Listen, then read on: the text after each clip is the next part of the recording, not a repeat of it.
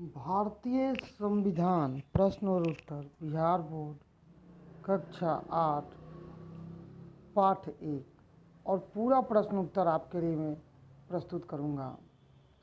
तो चलिए प्रश्न उत्तर की श्रृंखला में पहला प्रश्न है, आप अपने विद्यालय में जिन नियमों को पालन करते हैं उनकी एक सूची तैयार करें।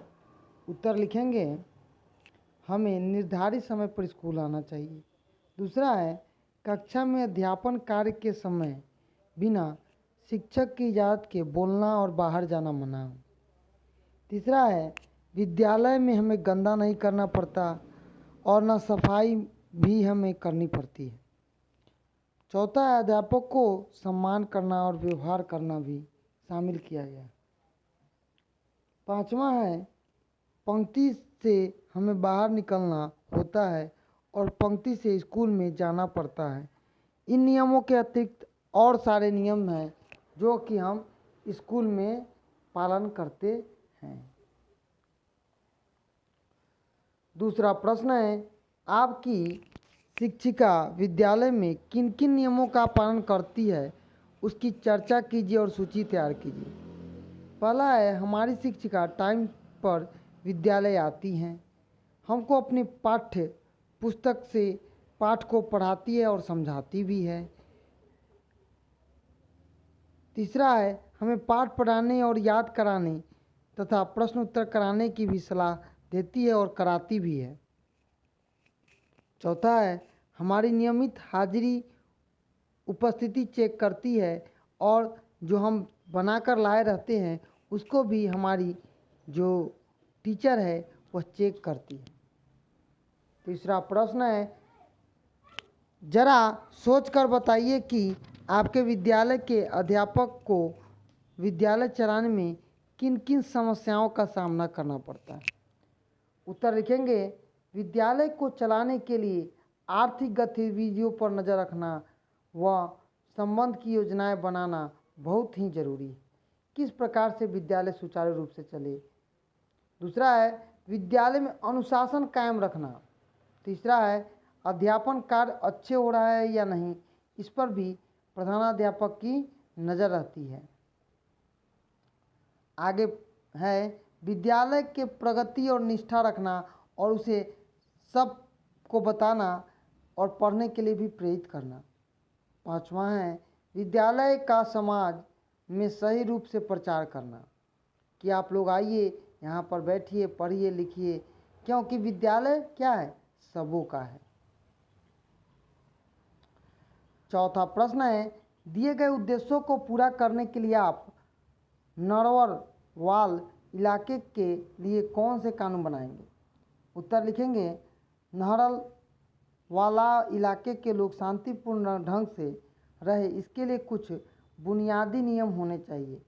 यह वही नियम होंगे जो एक सभ्य समाज का होता है, यानी लोग अपने इलाके की सफाई का ख्याल रखेंगे, कूड़ा को उचित जगह पर क्या करेंगे, निष्पादित करेंगे और यातायात के नियमों का पालन करेंगे, सड़कों पर कूड़ा न फेंकेंगे, औरत महिलाओं बुजुर्गों की इज्जत करेंगे, नागरिक समिति पर ध्यान रखेगी कि लोगों को उसकी योजनाओं के और योग्यता के अनुसार काम मिले और उन्हें उचित मेहनताना भी मिले, क्योंकि भारतीय संविधान के अनुसार नरहरवाला इलाके के कानून बनेगा, क्योंकि वहाँ के लोगों के अनुसार ही हमें कानून बनता चाहिए भी। पांचवा प्रश्न है, यह तो हो गया कानून बनाने की बात, अब यह कैसे करेंगे कि इन कानून को लागू किया जाए। उत्तर लिखेंगे, कानून को लागू करने का काम विधायिका का है। नहरवाला इलाके में कानून को लागू करने का काम इलाके के लोगों द्वारा गठित पंचायत व नागरिक समिति की होती है। उनके निर्वाचित सदस्यों पर कानून लागू करने की जिम्मेवारी होती है। छठा प्रश्न है, सरला बहन ने मुन्नी को काम पर क्यों नहीं जाने दिया। उत्तर लिखेंगे, मुन्नी अभी बच्ची है और स्कूल से मजदूरी करवाना कानूनन जुर्म है। आपको पता है कि 6 से 14 साल के बच्चों को मुफ्त और अनिवार्य शिक्षा है और उसे काम कराना कानूनन जुर्म है। फिर पढ़ाई बच्चों की मूलभूत अधिकारों में भी शामिल है और पढ़ाई बच्चों के मूलभूत अधिकारों में भी शामिल किया गया है जो संविधान द्वारा उसे प्रदत्त की गई। इसीलिए सर्रा बहन ने मुन्नी को काम में नहीं जाने दिया। 7वां प्रश्न है, अपने घर के बुजुर्गों से चर्चा कीजिए कि क्या उन्हें कभी ऐसी घटना देखी है। उत्तर लिखेंगे, मैंने अपने बुजुर्गों से चर्चा की, उन्होंने बताया कि हाँ उन्होंने ऐसी घटना देखी है। 8वां प्रश्न है, आपके विचार में छोटी उम्र के बच्चों को काम क्यों नहीं लगाना चाहिए। उत्तर लिखेंगे, पढ़ना छोटी उम्र के बच्चों की मूलभूत अधिकार है। फिर छोटे उम्र के बच्चों से काम करवाने पर उनके मन में एक हीन भावना घेर लेती है। इससे उनका व्यक्तित्व विकास क्या होता है, प्रभावित होता है। इसलिए कम उम्र में छोटे बच्चों से काम नहीं करवाना चाहिए। संविधान किसे कहते हैं। किसी देश को चलाने के लिए जिन मूलभूत नियमों और कानूनों की आवश्यकता होती है उसे हम संविधान कहते हैं। जैसा कि आप जानते हैं, आपके घर को भी चलाने के लिए नियम और कानून आपके क्या करते हैं, पिताजी बनाते हैं, मम्मी बनाती है। तो उसी प्रकार से देश को चलाने के लिए यहाँ पर कानून बनाया गया। 10वां प्रश्न है, बुनियादी नियम क्या होते हैं। तो शिक्षा का अधिकार, नागरिकों के स्वास्थ्य, स्वतंत्रता, समानता का अधिकार व कर्तव्य से जुड़े नियमों को हम बुनियादी नियम कहते हैं। क्या कहते हैं, बुनियादी नियम कहते हैं। 11वां प्रश्न है, किसी भी स्वास्थ्य केंद्र से पता लगाइए कि सरकार द्वारा लोगों को कौन कौन सी बुनियादी सुविधा दी जाती है। उत्तर लिखेंगे, स्वास्थ्य केंद्रों पर लोगों का चिकित्सा परामर्श, टीकाकरण, जांचकरण, दवा का वितरण, बुनियादी सुविधा सरकार के द्वारा प्रदत्त की जाती है। जैसे कोरोना काल में आपको कोरोना का टीका कहाँ मिला, फ्री में मिला। कहाँ, तो स्वास्थ्य केंद्रों पर। 12वां प्रश्न है, अपने विद्यालय में दी जाने वाली सरकारी सुविधाओं की सूची बनाएं। तो हमें अपने विद्यालय में मुफ्त में पुस्तक मिलता है, सरकार द्वारा डेस्क मिलता है, भोजन जो दोपहर में मिलता है, छात्रवृत्ति मिलती है, साइकिल मिलता है। 13वां प्रश्न है, ऊपर दिए गए चित्रों को देखकर आपकी अंग्रेजी शासन पद्धति के बारे में क्या सोच बनती है। उत्तर लिखेंगे, ऊपर के चित्रों से हमें पता चलता है कि अंग्रेजी सरकार हिंदुस्तानियों पर बहुत ही बर्बरतापूर्ण कब्जा जमाए हुए था। उनका काम था भारत को सिर्फ और सिर्फ लूटना। इसी के इरादे से वो हम पर अधिकार करके हमें लूट रहे थे। 14वां प्रश्न है, क्या आपको लगता है अंग्रेजी हुकूमत ने हम भारतीयों के अधिकारों का हनन किया है, कैसे।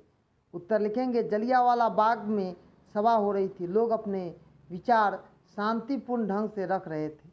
जनता को सरकार के खिलाफ अपने विचार व्यक्त करने का मौलिक अधिकार है और अंग्रेजी सरकार ने हजारों निहत्थे लोग गोलियों की बौछार कर दी और हत्या कर दी। भारतीयों के अधिकारों का हनन किया गया और कई प्रकार से करते रहते हैं अंग्रेजी सरकार अपने फायदे के लिए। हम भारतीयों के अधिकारों को लगातार हनन करते रहे।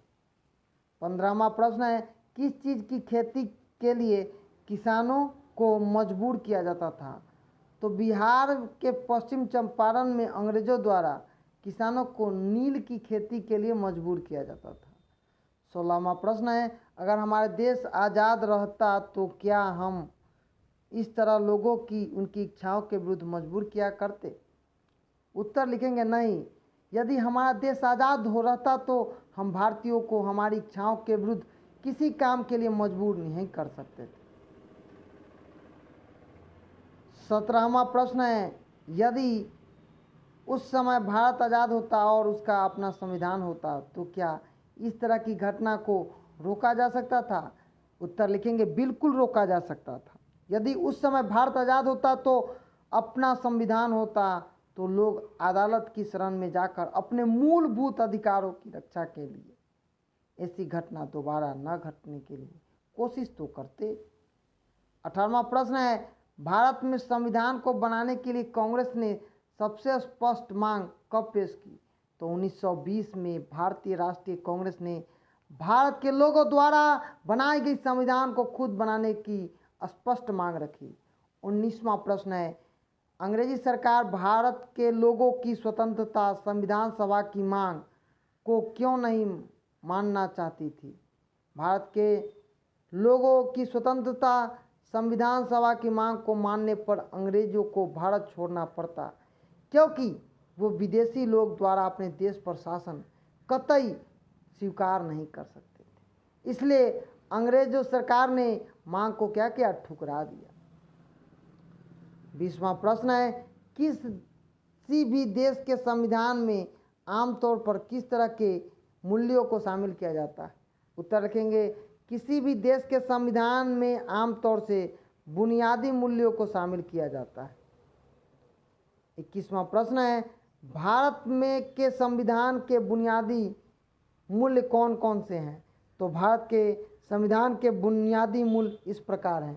पहला, लोकतंत्र, स्वतंत्रता, समानता, न्याय और धर्मनिरपेक्षता। बच्चे क्यों खुश थे?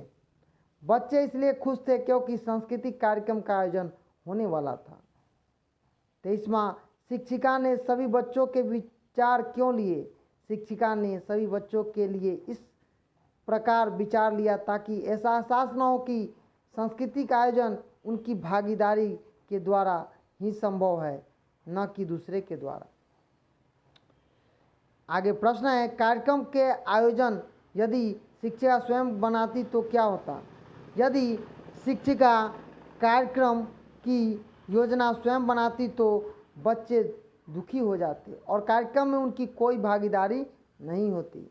25वां प्रश्न है, क्या बच्चे अब अपनी बात को कहने के लिए स्वतंत्र थी?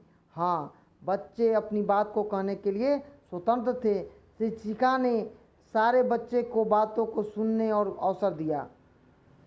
आगे प्रश्न है, कार्यक्रम योजना बनाने में क्या सभी ने अपनी भूमिका निभाई थी? हाँ, कार्यक्रम योजना बनाने में सभी ने भूमिका निभाई थी। आगे प्रश्न है, इस अनुभव से आपको लोकतांत्रिक प्रक्रियाओं के बारे में क्या समझ आता है? शिक्षिका से चर्चा कीजिए। लोकतंत्र में हर व्यक्ति अपनी बात का अभिव्यक्त करने की आज़ादी सरकार के नियमों के द्वारा दी गई है। सभी लोगों को वोट देने का अधिकार है। स्वयं करें और बताएं। पुस्तक में दिए गए संविधान के उद्देश्यों को ध्यान से पढ़ें और दिए गए चित्रों को देखकर बताइए कि इसमें संविधान की कौन सी स्वतंत्रता झलकती है। उत्तर लिखेंगे, चित्रों में प्रथम में अवसर की समानता के तहत शिक्षा पाने और स्कूली बच्चों का अधिकार झलकता है। दूसरे चित्रों में धर्म और उपासना की स्वतंत्रता और तीसरे चित्र में अभिव्यक्ति की स्वतंत्रता झलकती है। 29वां प्रश्न है, क्या किसी भी लोकतांत्रिक देश में स्वतंत्रता का अधिकार असीमित हो सकता है? यदि किसी भी व्यक्ति या सरकार के कार्यों से दूसरे की हित को खतरा पहुंचता है तो क्या ऐसे स्वतंत्रता समाज के हित में सीमित की जा सकती है? उत्तर लिखेंगे, नहीं, किसी भी लोकतांत्रिक देश में स्वतंत्रता का अधिकार सीमित नहीं हो सकता है। व्यक्ति के जिन विचारों से दूसरे वर्ग संप्रदाय को अगर कोई ठेस पहुंचती है तो यह राष्ट्र की अखंडता के लिए खतरा समझा जाता है। उस व्यक्ति को दंड भी दिया जाता है। देश की अदालत उसका अपना देश से बेदखल भी कर सकती है। 30वां प्रश्न है, संविधान के उद्देश्यों को ध्यान से पढ़ें और बताइए कि किस संविधान में कौन सी समानता का उल्लेख किया गया है। उत्तर लिखेंगे, हमारे संविधान में नागरिकों को सामाजिक, आर्थिक, राजनीतिक, न्याय, विचार, अभिव्यक्ति, विश्वास, धर्म, उपासना, स्वतंत्रता, प्रतिष्ठा का अवसर की समानता प्राप्त हुई है जो संविधान के नियमों के अनुरूप है। 31वां प्रश्न है, नीचे दिए गए उदाहरणों में से कौन सी असमानता को दिखाता है? अपहरण के मामले में 4 लड़के गिरफ्तार होते हैं। उनमें से श्याम एक धनी परिवार का इकलौता लड़का है। मजिस्ट्रेट सभी को एक ही सजा सुनाता है।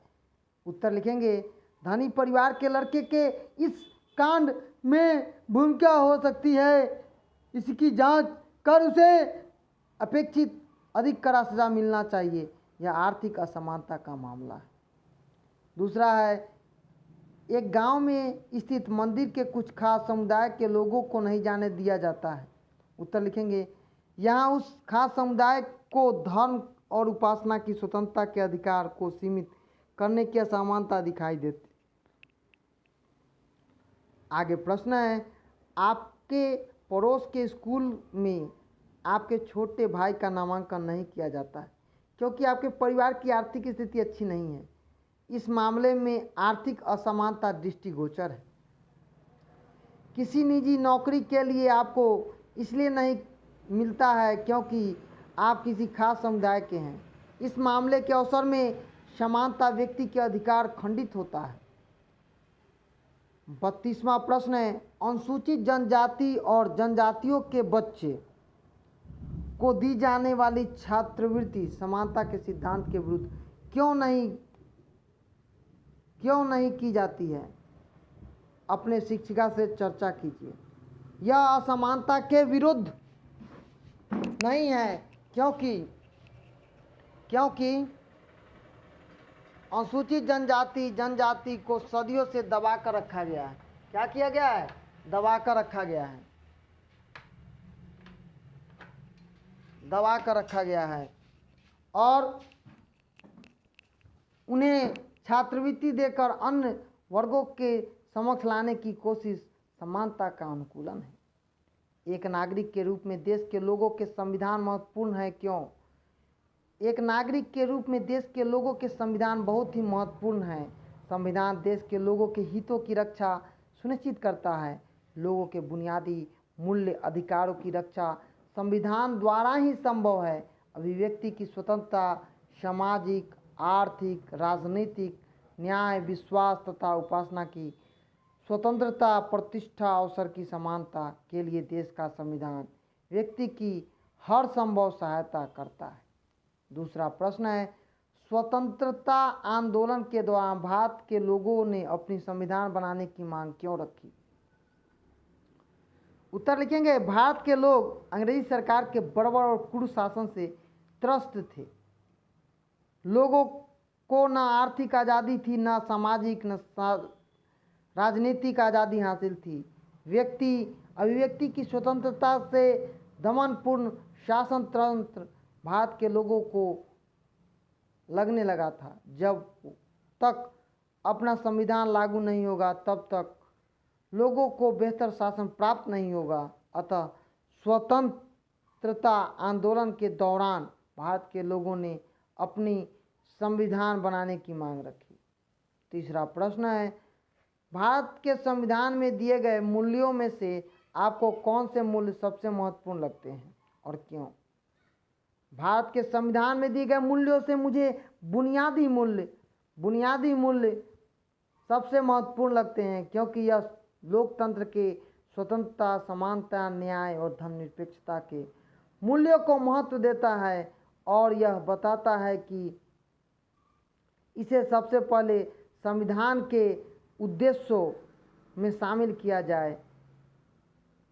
इसे संविधान के उद्देश्य में लिखा भी गया है।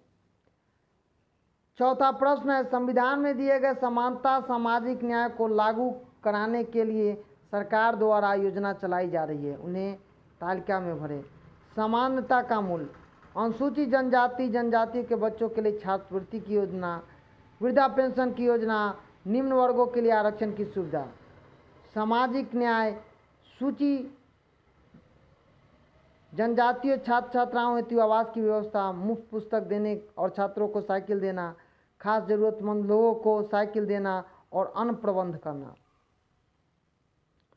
संविधान सभा के मूल अधिकारों की समिति में कौन से विचार प्रमुख रूप से उभरते थे?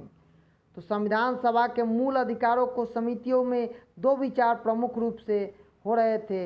एक था विचारधारा की मानना कि अधिकारों के लिए प्रतिवेदना जिसके अधिक से अधिक संभव है अधिकार शामिल करने चाहिए जो अदालत के सीधे लागू किए जा सके। इन अधिकारों को लेकर कोई भी नागरिक बिना किसी कठिनाई के सीधे अदालत में जा सके और अपने अधिकारों को प्राप्त कर सके। दूसरी विचारधारा का मत था कि वे मूल अधिकारों को कुछ ऐसे और अनिवार्य बताएं कि सीमित रखा जाना चाहिए जिन्हें आधारभूत नहीं माना जा सकता। दूसरा प्रश्न है, आप इनमें से किस विचार के साथ सहमत हैं और क्यों? मैं प्रथम विचार से सहमत हूँ। क्या कोई यह विचार लोगों को अधिक से अधिक अधिकार देने के पक्ष में था जिससे अदालत की सुरक्षा सीधे सीधे प्राप्त की जा सके? और तीसरा है, संविधान सभा के सदस्य किस तरह से किससे न पहुँचे थे गद्यांश के आधार पर अपने शब्दों में। संविधान सभा के किस्तें सभी पास करंट के मुद्दे पर बीज का सस्ता निकाले, इस पर एक अच्छा माध्यम मानो जा सकता है। तो आज हम लोग भारतीय संविधान प्रश्न उत्तर बिहार बोर्ड कक्षा 8 और पाठ 1 का पूरा प्रश्न उत्तर जो कि आपके पाठ्य पुस्तक में है उसका अध्ययन हम लोग किए हैं। इसी तरह से आपके लिए मैं लाता रहूँगा। धन्यवाद।